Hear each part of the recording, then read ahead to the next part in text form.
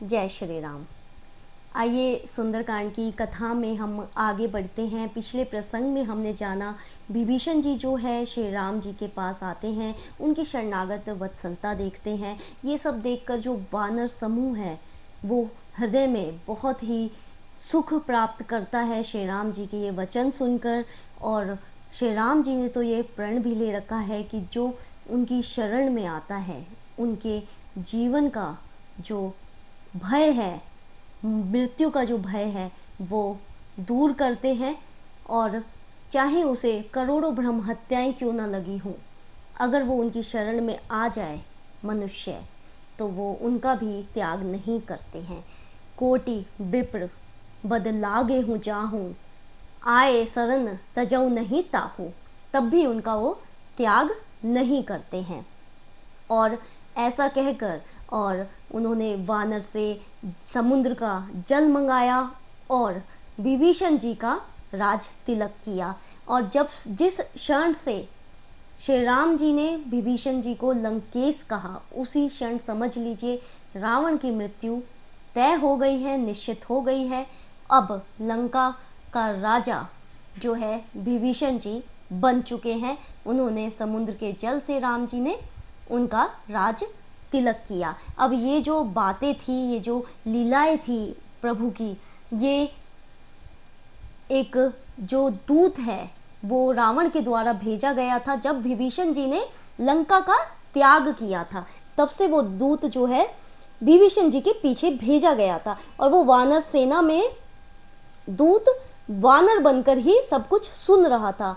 और ये सब प्रभु की बातें सुनकर, उनकी शरणागत वत्सलता देखकर वो हृदय में बहुत प्रसन्न हुआ और उनके गुणगान गाने लग गया।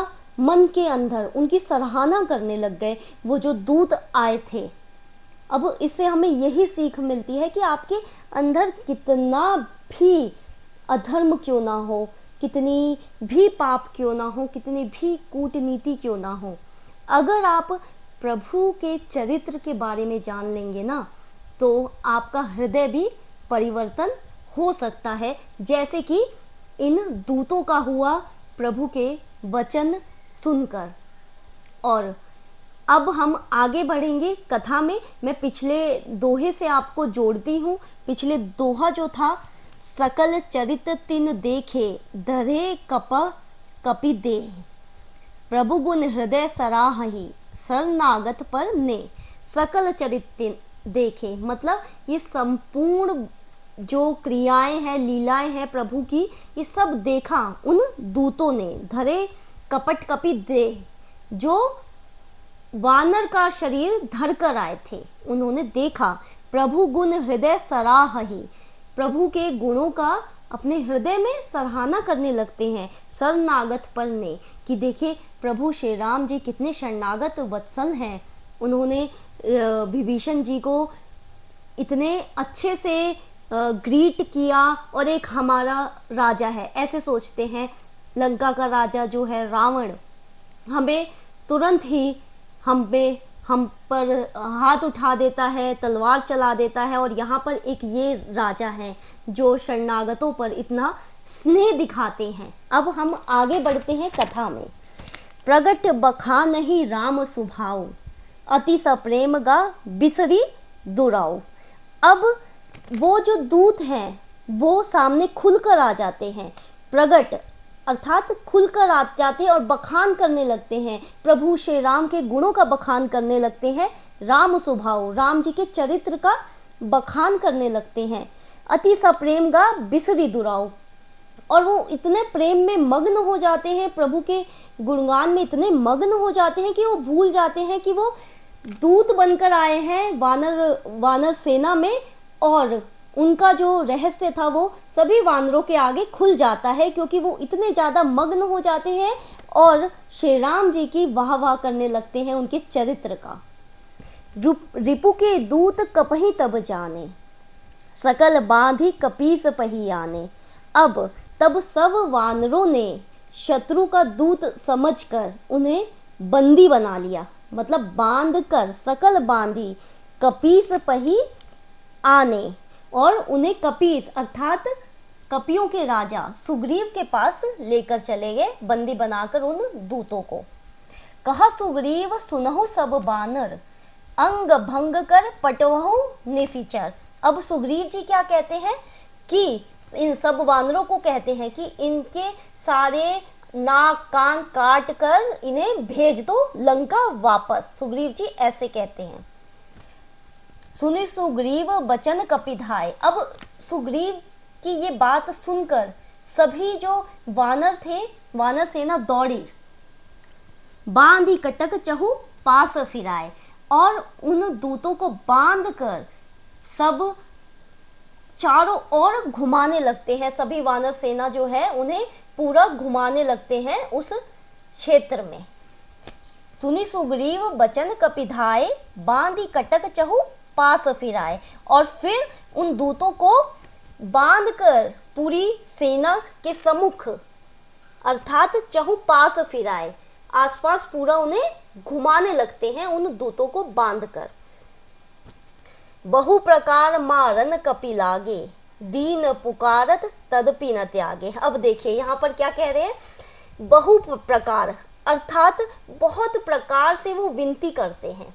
वो जो दूत है पहले तो वो उन्हें मारते हैं, वानर जो सेना है बहुत ही प्रकार से उन्हें मारती है, बहुत प्रताड़ित करती है। दीन पुकारत अर्थात विनम्र भाव से, दीनता से वो दूत जो कहते हैं कि हमें छोड़ दीजिए, हमें मत मारिए। तदपि न त्यागे, तब भी वो वानर जो है उन्हें नहीं छोड़ते हैं और उन्हें मारते हैं। अब आगे देखिए, जो हमार हर नासा काना, तेई कौशला दीस के आना। अब यहाँ पे देखिए दूत जो होते हैं कहते हैं अगर जो भी हमारे नाक और कान काटेगा उसे कौशलाधीश प्रभु श्री राम जी की कसम है। यहाँ पर दूत जो है उन्हें श्री राम जी का इतना महत्व पता चल गया है कि वो अपने बचाव के लिए कहते हैं कि कौशलाधीश श्री राम जी की आपको कसम है अगर किसी ने हमारे नाक और काटे। अब ये चीज जो है कौन सुन रहे थे, लक्ष्मण जी। उन सब की बातें जो है लक्ष्मण जी तक पहुंचती है। सुनु लक्ष्मण सब निकट बुलाए। अब जैसे ही लक्ष्मण जी सुनते हैं सबको, सब वानरों को पास बुलाते हैं। दया लागी हंसी तुरंत छुड़ाए, और हंसकर कहते हैं, उन्हें दया आ जाती है लक्ष्मण जी को उन दूतों के ऊपर, और कहते हैं कि इन्हें छोड़ दो। रावण कर दी जहु यह पाती, लक्ष्मण बचन बाज घुल घाती। अब क्या कहते हैं लक्ष्मण जी कि रावण को मेरा संदेश पहुंचा देना, ये संदेश पहुंचाना। लक्ष्मण बचन बाज घुल घाती। अब लक्ष्मण जी है बोलते हैं, कैसे वचन बोलते हैं, कुलघाती करके रावण को संबोधित करते हैं कि उस कुलघाती तक मेरा जो है संदेश पहुंचा देना। अब क्या संदेश है, कहो मुखागर मूड सना, मन संदेश उदार। अब वो कहते हैं कि अपने मुख से जाकर कहना, उन दूतों को कहते हैं कहो मुखागर अर्थात अपने मुख से जाकर कहना, मूड सना मन संदेश उदार, कि मेरा ये कृपा भरा जो संदेश है तुम अपने मुख से जाकर कहना। क्या कहना, सीता दे मिलऊ न त आवा काल तुम्हार। यदि तुम सीता जी को लेकर नहीं आते श्री राम जी के सामने, उनसे माफी नहीं मांगते, तो तेरा काल मतलब अर्थात तेरी मृत्यु निकट है। हे दुष्ट, हे कुलघाती, ये जाकर तुम संदेश दे देना। लक्ष्मण जी कहते हैं किनसे, उन दूतों से। तुरंत नाई लक्ष्मण पद माथा। अब जो दोनों दूत हैं वो तुरंत ही लक्ष्मण जी के चरणों में गिर जाते हैं, उन्हें शीश नवाते हैं कि चलो जान बची, और तुरंत वहां से चले जाते हैं। चले दूत बरनत गुण गाथा। अब देखिए बरनत गुण गाथा कि मतलब वो जो दूत है राम जी के गुणगान गाते हुए लंका की ओर प्रस्थान कर देते हैं, कि उनका हृदय भी जो है राममय हो चुका है। कहत राम जसु लंका आए, रावण चरण शीस तिह नाए। अब राम जी का यश गाते हुए वो लोग लंका तक पहुंच जाते हैं। कहत राम मतलब गुनगुनाते हुए राम जी के जो चरित्र का जो उन्होंने वर्णन देखा, उनके चरित्र का वर्णन गुनगुनाते हुए वो लंका तक पहुंच जाते हैं। रावण चरण शीस तिह नाय, और लंकापति रावण के समक्ष उनके चरण पे जाकर शीश नवाते हैं वो दूत। अब क्या बोलता है रावण, बिहसी दसानन पूछी बाता, कहासी न सुख आपनी कुशलाता। अब हंसकर रावण क्या बोलता है कि बात पूछता है, बताता है कि क्या हुआ, बताओ वहां तुम गए तो वहां क्या हुआ। कहासी न सुख आपनी कुशलाता। अब जो दूत था उसमें उसका नाम था शुक। क्या कहती है, कहसी न सुख, हे शुक अपनी कुशल क्यों नहीं कहते हो। कहसी न सुख आपनी कुशलाता, क्या तुम अपनी कुशल बताओ, कुशलता बताओ कि तुम वहां गए तो क्या क्या हुआ, तुम्हारी कुशलता बताओ सबसे पहले। अब आगे क्या है, पुनि खऊ खबरी विभीषण केरी, जाई मृत्यु आई यति नेरी। उसके बाद बोलते हैं रावण, उसके बाद क्या बोलता है, पुनि खऊ खबरी विभीषण केरी, और विभीषण की भी मुझे खबर बताओ। जाई मृत्यु आई अति नेरी, जिसकी मृत्यु इतनी नजदीक है उस दुष्ट की भी मुझे खबर बताओ। और आगे क्या बोलता है रावण, करत राज लंका सठ त्यागी। अच्छा खासा वो लंका में राज कर रहा था वो दुष्ट, वो कुलघाती विभीषण जी को कहते हैं रावण कि अच्छा खासा वो लंका में राज कर रहा था। करत राज लंका सठ त्यागी, और उसने लंका का, उस दुष्ट ने, सठ अर्थात दुष्ट ने त्याग दिया लंका को। हो ही जब कर कीट अभागी, और वो अभागा जो एक जौ के कीड़े की तरह भांति उसकी मृत्यु हो जाएगी। अर्थात जो गेहूं के साथ जो घुन भी पिसता है, अर्थात उन वानरों के साथ वो विभीषण है वो भी पिसेगा। रावण का कहने का ये तात्पर्य था। करत राज लंका सठ त्यागी, हो ही जब कर कीट अभागी। वो अभागा, वो दुष्ट, वो तो एक कीड़े के समान उसकी मृत्यु होगी, ये रावण कहता है। पुनि खऊ भालू कीस कटकाई, कठिन काल प्रेरित चली आई। अब उसके बाद कहते हैं रावण क्या कहता है, भालू और बानर की सेना के बारे में बताओ। पुनि खऊ कहूं अर्थात बताओ, भालू और कीस अर्थात भालू और वानर, कीस अर्थात वानर के सेना के बल के बारे में बताओ। कठिन काल प्रेरित चली आई, ये जो बेचारे वानर हैं ये मृत्यु के प्रेरित होकर, मृत्यु से प्रेरित होकर ये उन लोगों की सेना में बेचारे घूम रहे हैं, उन विचारों के बारे में भी कुछ बताओ। ये रावण का जो है अभिमान बोल रहा है, ये सब चीजें उसका काल बुलवा रहा है उसको। जिनके जीवन कर रखवारा, भयउ मृदुल चित सिंधु बेचारा। अब जिनके जीवन के जो रक्षक हैं, उन सभी वानरों के जो रक्षक है वो तो प्रभु श्री राम जी है। और इस समय उनके, रावण क्या कहते हैं, इस समय जो उनके रक्षक कौन है, वो समुद्र के बारे में बोलता है रावण। वो बेचारा कोमल चित समुद्र, ये विशाल समुद्र इस समय उनका रक्षक कर रहा है। अर्थात रावण के कहने का तात्पर्य ये है कि अगर वो समुद्र नहीं होता बीच में तो राक्षस तो कब के उन वानरों की सेना को कब का परास्त कर आते। यहाँ कहने का ये तात्पर्य है कि जिनके जीवन कर रखवारा, इस समय कौन रखवारी कर रहा है उनके जीवन का, वो समुद्र बीच में आ रहा है। भयउ मृदुल, बहुत ही नरम चित्त वाला वो समुद्र, मृदुल मतलब नरम चित्त, कोमल चित्त वाला वो समुद्र। सिंधु बेचारा अर्थात वो समुद्र बीच में आ रहा है। कहूँ तब सिन के बात बहोरी। अब क्या आगे कहता है रावण, अब उन तपस्वियों की भी कुछ बात बताओ। कहूँ तब सिन के बात बहोरी, जिनके हृदय त्रासी अति मोरी, जिनके हृदय में मेरा डर बसा हुआ है, उन तपस्वियों की भी बात बताओ। अब यहाँ सब रावण का ये जो है काल बुलवा रहा है कि उन वो जो दो भाई हैं राम जी लक्ष्मण जी, उनके बारे में बताओ, रावण ऐसे कहता है। अब यहाँ पे दोहा है कि भाई भेंट की फिरी गए, श्रवण सुजस सुनी मोर। क्या तुम्हारी उन तपस्वियों से भेंट हुई?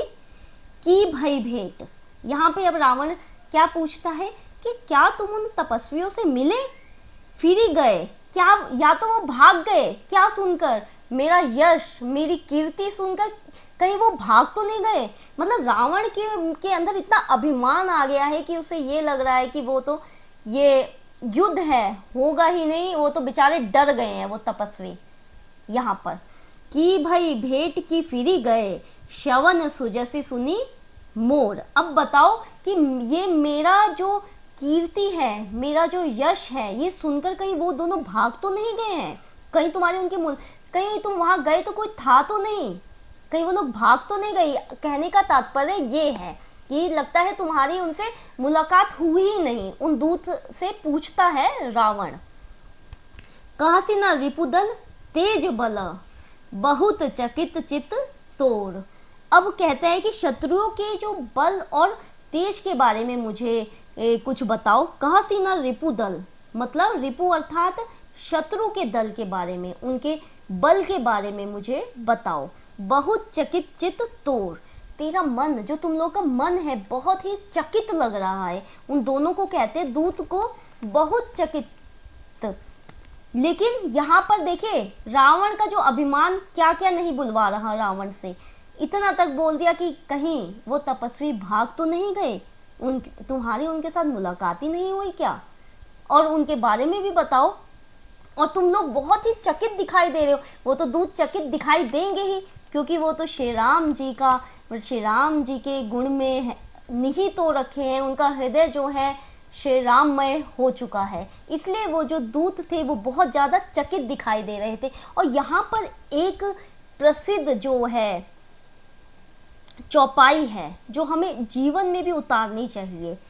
करम बचन मन छाड़ी छल, जब लगी जन तुम्हार। मतलब कर्म से, वचन मुंह से, मन से जब तक आप छल नहीं छोड़ते हैं तब तक वो मनुष्य मेरा नहीं हो सकता, वो प्रभु का नहीं हो सकता। जब लगी जन तुम्हार, तब लगे सुख सपने नहीं, किए कोटि उपचार। तब तक उसे स्वप्न में भी सुख की प्राप्ति नहीं होगी, चाहे वो करोड़ों उपचार कर ले, चाहे वो करोड़ों कोटि अर्थात करोड़ों विधि से जत्न कर ले, लेकिन वो मेरे शरण में नहीं आ सकता जब तक वो मन से, वचन से मेरे अपने अंदर छल जो है वो नहीं त्याग सकता, तब तक वो मेरी शरण में नहीं आ सकता। अब हम आगे की जो कथा है अगले सत्र में जानेंगे। तब तक के लिए जय श्री राम।